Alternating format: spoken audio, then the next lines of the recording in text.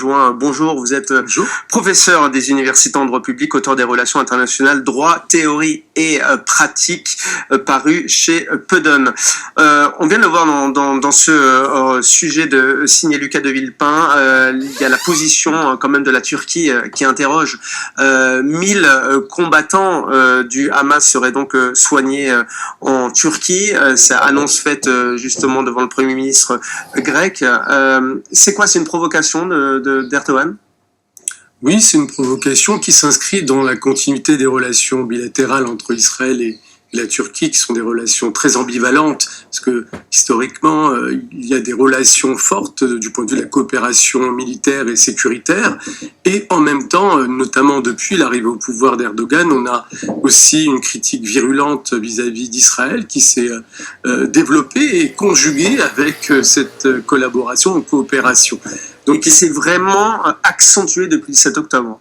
On a quand même eu un changement. Il y a eu des pics dans l'histoire récente des relations bilatérales entre les deux pays. À chaque fois qu'il y a eu une opération militaire israélienne à Gaza, pour le coup, Erdogan et la Turquie ont été très univoques aux côtés des Palestiniens et ont même essayé, enfin la Turquie a essayé et continue d'essayer d'incarner finalement le leadership de la cause palestinienne, notamment dans la volonté de puissance, y compris une puissance d'influence de la Turquie, dans sa volonté de s'affirmer sur la scène internationale, notamment, y compris au sein du monde arabo-musulman, dont ne fait pas partie la Turquie, mais auquel elle est très liée eu égard à l'histoire de l'Empire ottoman.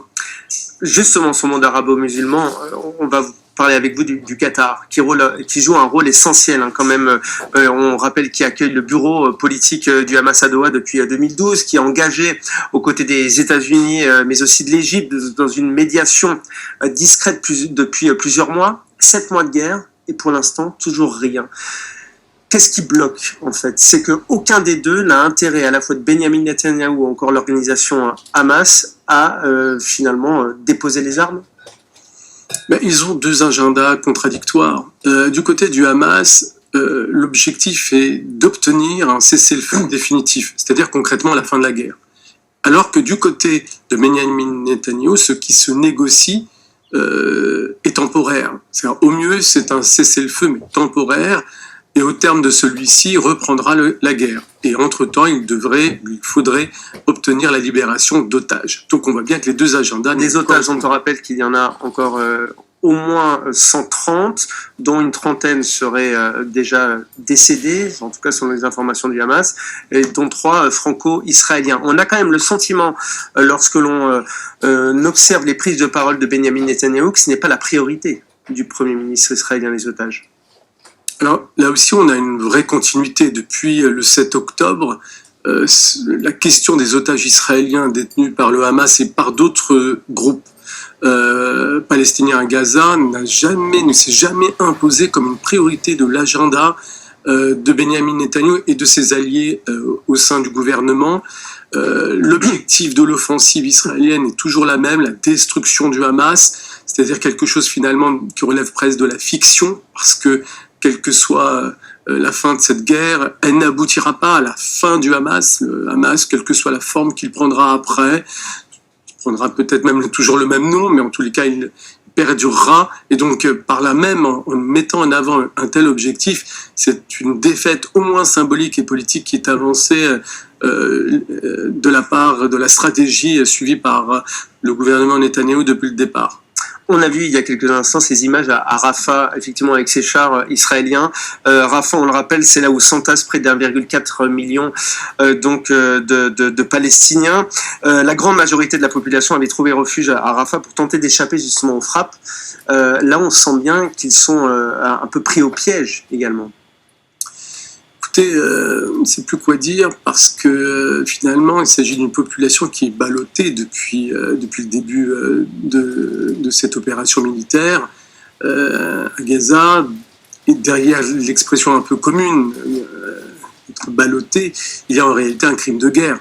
Parce qu'il y a en vérité un déplacement forcé de civils qui est constitutif du point de vue du droit international humanitaire de ce qu'on appelle un crime de guerre. Et puis, en plus, en s'emparant de Rafah et en empêchant l'accès à l'aide humanitaire qui existe, qui est présente, eh bien, l'armée israélienne et le gouvernement israélien continuent à nourrir finalement le risque plausible de génocide qui a été souligné par la Cour internationale de justice et qui a été fondé, d'après cette ordonnance, sur précisément l'absence d'aide humanitaire du fait du comportement de l'armée israélienne.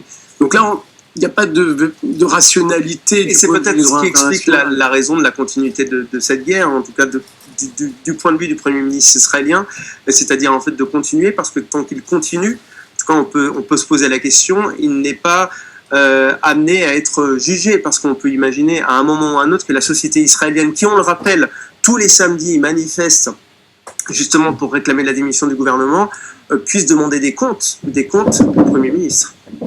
Vous avez raison. De la même manière qu'on a du mal à suivre ou à identifier la rationalité qui guide le gouvernement israélien, la seule qui semble la plus pertinente, parce que c'est celle qui semble justifier de manière logique finalement de telles options, c'est effectivement la survie politique de Benyamin Netanyahou, qui était déjà poursuivi pour corruption dans son propre pays, donc qui a déjà un passif judiciaire, et qui aujourd'hui et demain devra répondre à la fois de la défaillance sécuritaire qui a contribué et participé au massacre du 7 octobre, et également des crimes qui ont été commis depuis à Gaza, là peut-être devant la justice internationale, puisque il faut rappeler aussi que la Cour pénale internationale risque d'émettre un mandat international contre lui. Un dernier point concernant justement la médiation et notamment d'Antony Blinken, qui est d'ailleurs actuellement aujourd'hui en Ukraine, mais qui est venu plusieurs fois, au moins 5 fois au Moyen-Orient,